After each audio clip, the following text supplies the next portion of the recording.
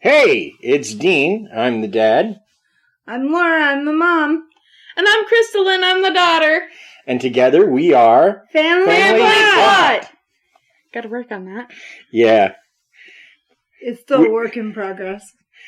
Well, it's like we were great for 3 weeks. And then, since then, we every week we've been off. We're not syncing properly. Oh, I don't know. I don't know if I'm off or if it's you guys who are a little off key, but it's not putting me in the right space. You've been off since you were born. Unfortunately. But I love you nonetheless. How dare. I know. Dad's horrible. Oh, you're not horrible. Stop saying that.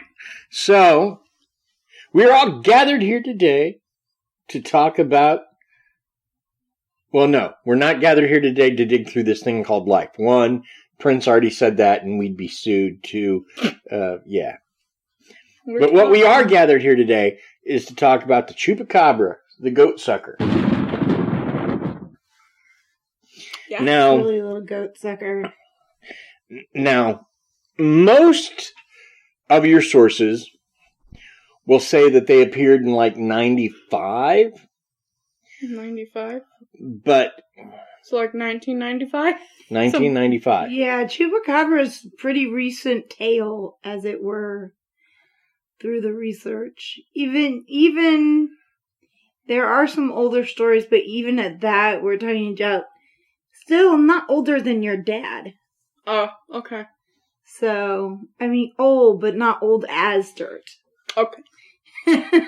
Not as old as the dinosaur fossil bones beneath the ground. Well, Got it. Thanks a lot. You're welcome. There's really... They say Chupacabra like it's one thing, but there's really at least two. Actually, three that I know of. Because there is the two-legged goat sucker, which is sort of lizard-like, kind of. No. It's got scaly skin and kind of weird eyes, and it sits on its haunches. Blood-red eyes and sharp claws and... Yeah. No. So that... And it goes... Stop. There's the two-legged variety, and then there's a four-legged variety that most people describe as like a hairless dog. Yee! Or like Fido chewed on the cord again. No! And then, technically, there's a third variety. No! Because if you go to Louisiana... If you go to Louisiana, down on Grunch Road... Grunch Road! You find the Grunch Road beast, which is a Chupacabra, but they resemble nothing so much as Nutria, but covered in, like, greenish fur.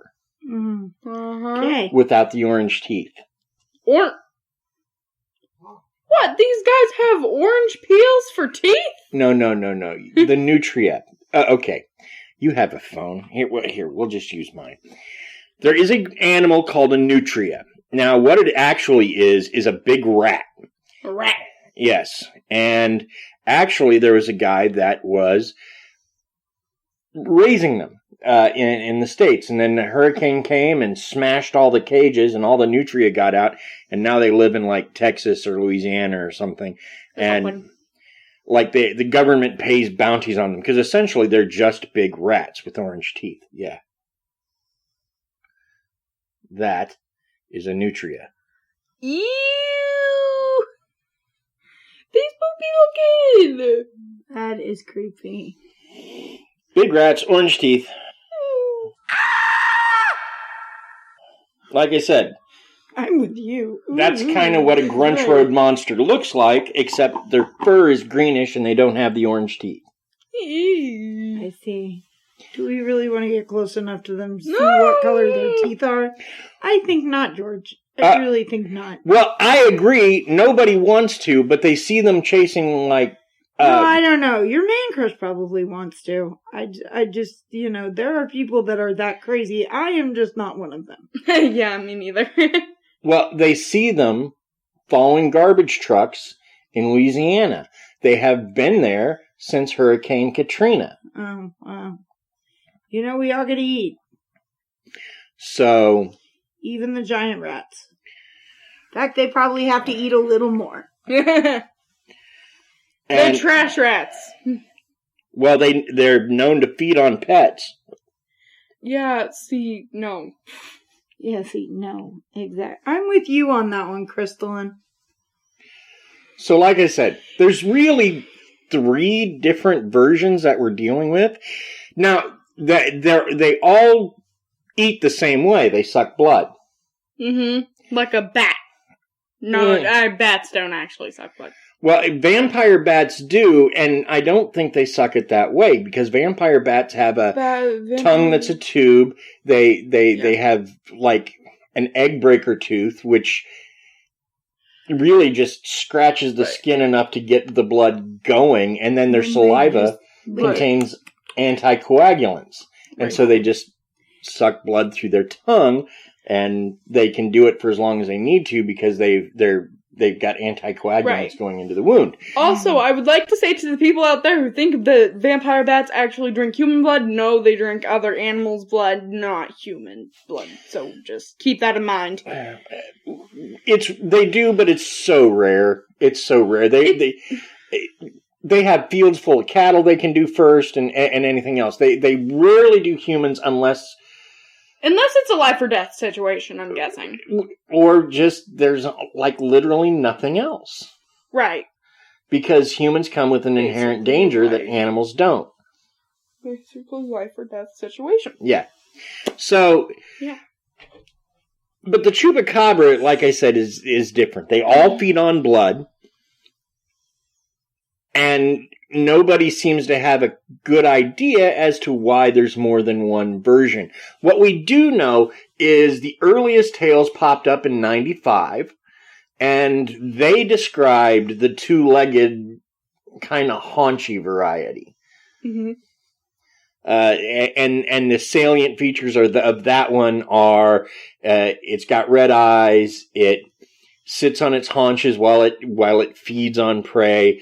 It's really strong. It's really fast. It can leap really high. Me no likey. So,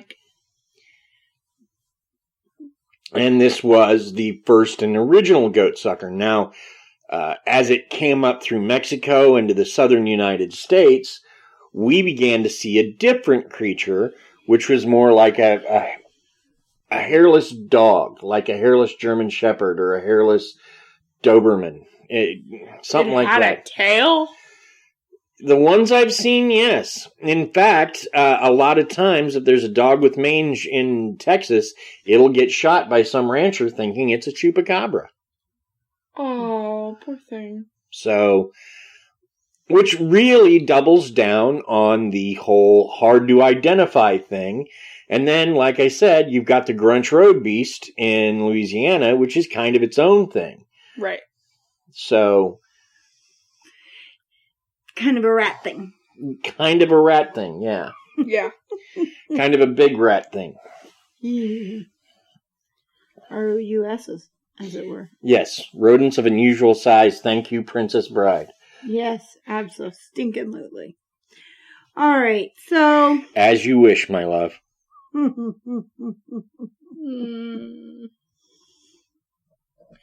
Yeah. So,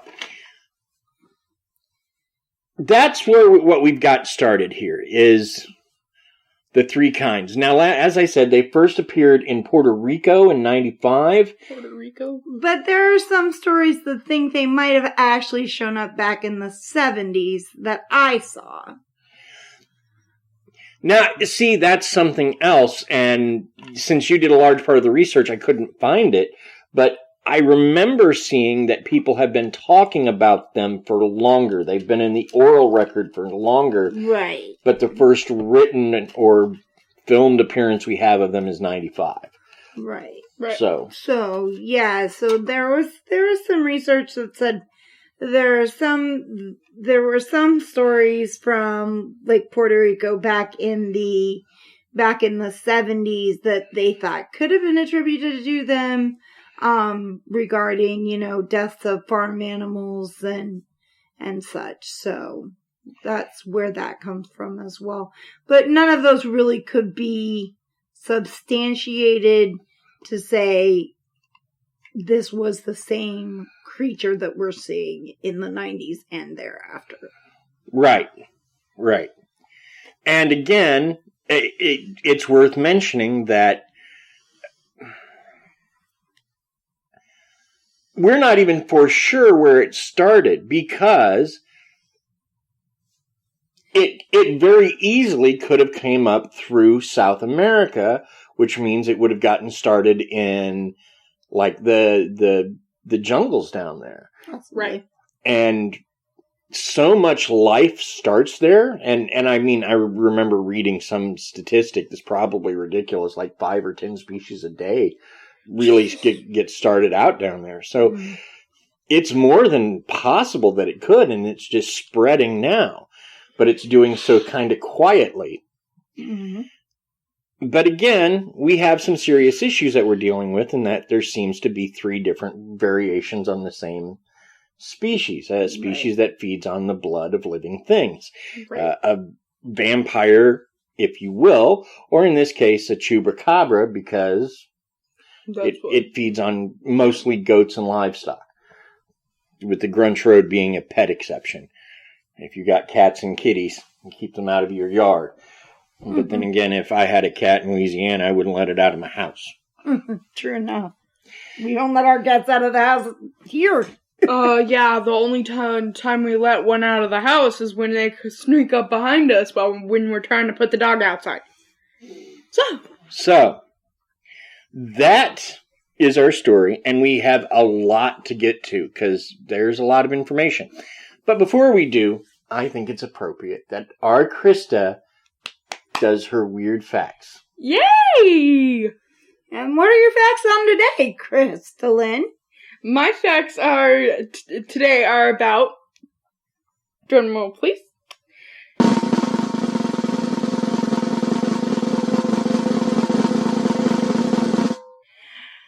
ice cream. I think I can fit a drum roll in there. Krysta. Okay. Well then, before we get into this, my father said you should know what else would be cool. You should bring us ice cream. Now, I couldn't actually bring ice cream onto the show.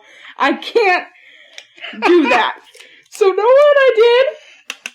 You drew ice cream and you're taping the picture to the bowl. Looky here, fellow students of the podcasting realm. What did I do? I did something visual for an auditory medium. Yeah. That's our girl. All right. Now, I would have grabbed real spoons too, but, what's the point of it if you have creativity? There you go, y'all.